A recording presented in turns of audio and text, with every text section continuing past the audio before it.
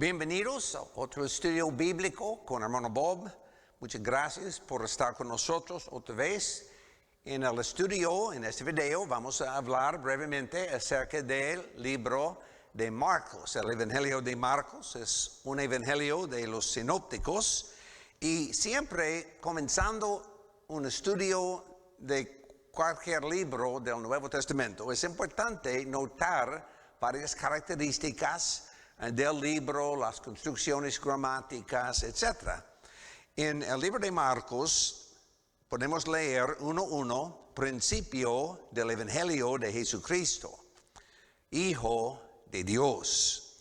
Y después de unas palabras de introducción, algunas narrativas acerca del bautismo, la tentación, podemos notar 1:21, entraron en Capernaum.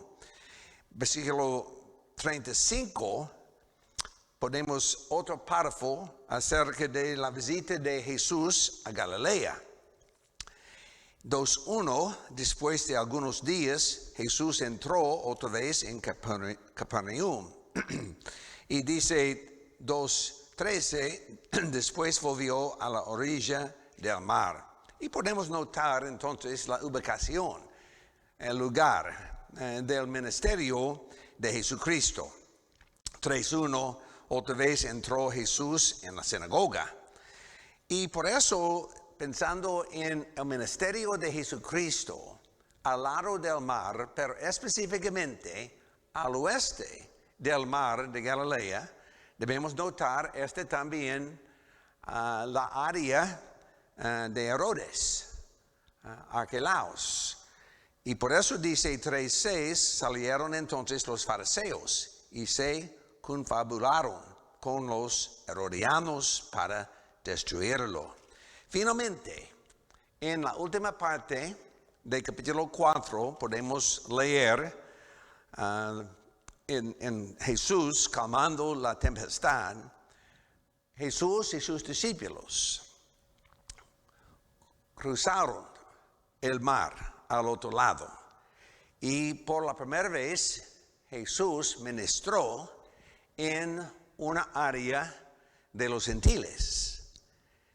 Y por eso es importante notar el lugar. Hay otra construcción gramática. Mi punto principal en este video breve, solamente para dar una introducción al punto. Marcos tiene la costumbre de poner una narrativa dentro de otra narrativa. La narrativa interior tiene el papel de expandir y explicar las narrativas principales. Y yo voy a anotar 7 ejemplos de esta práctica de Marcos. Nos falta el tiempo de explicar cuidadosamente el propósito, el mensaje. Estoy anticipando otros videos con estudios de más detalles, pero solamente en este video vamos a notar, se llama intercalación, pero esta es solamente una palabra que significa incluir una narrativa dentro de otra narrativa. Y podemos notar, por ejemplo, en capítulo 3, tenemos comenzando 3:21, y podemos notar, dice el texto, volvieron a casa y se juntó de nuevo tanta gente que ni siquiera podían comer pan. Cuando lo oyeron los suyos, vinieron para prenderlo, porque decían, está fuera de sí. En la última parte del capítulo 3 tenemos la narrativa acerca de la madre y los hermanos de Jesús. Y en medio de las narrativas acerca de la familia de Jesús, tenemos la controversia con los fariseos acerca del Espíritu Santo, las blasfemias contra el Espíritu Santo. Y la pregunta, ¿cuál es la conexión? Porque tenemos 2 narrativas interconectadas. Y debemos entonces estudiar dentro del contexto cuál es la conexión.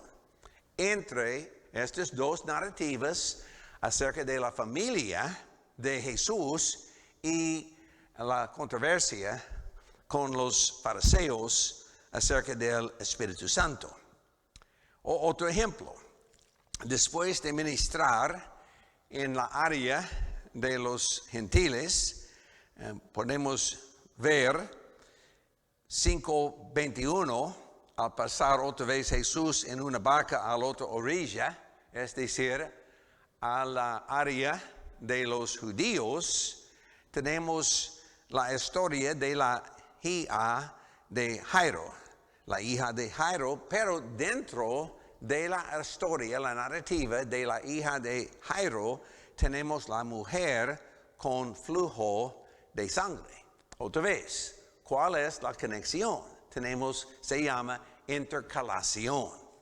Otro ejemplo, capítulo 6. La misión de los 12, podemos notar, comenzando, por ejemplo, versículo 7, 6, 7, podemos ver la misión de los 12 y podemos leer de 6:30. Entonces los apóstoles se reunieron con Jesús y le contaron todo lo que habían hecho y lo que habían enseñado.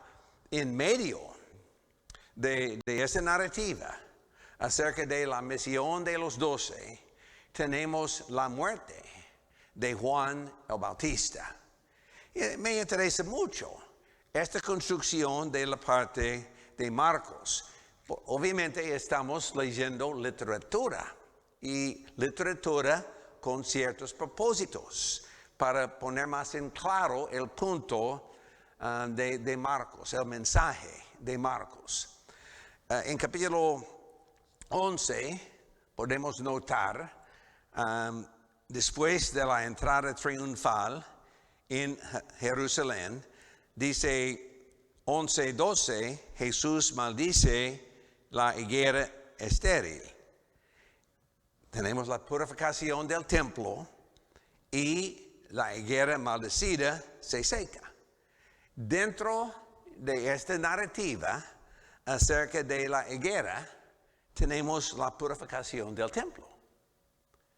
¿Y por qué? ¿Cuál es la conexión? Y para mí es fácil entender, pero solamente para ustedes, para guiar sus estudios. Y tenemos otros ejemplos también. Capítulo 14, por ejemplo. Complot de los judíos en contra de Jesús, y en medio de esta narrativa tenemos Jesús ungido en Betania. O de 14, comenzando versículo 10, podemos notar la traición de Judas y la cena del Señor. ¿Cuál es la conexión? Y finalmente también, capítulo 14, podemos notar Pedro siguiendo de lejos y Jesús ante el sumo sacerdote.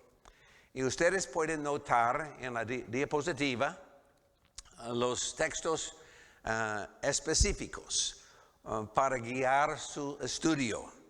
En otro video me gustaría hablar con ustedes, estudiar con ustedes más cuidadosamente los textos, 7 textos, pero en este momento solamente para mencionar, hay una construcción gramática.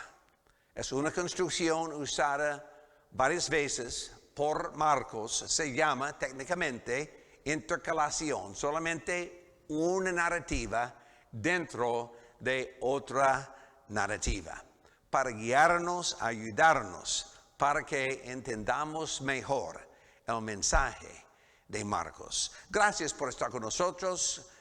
Espero que sea útil siempre en nuestros estudios, en su estudio de la palabra del Señor. Hasta la próxima vez. Dios le bendiga ricamente.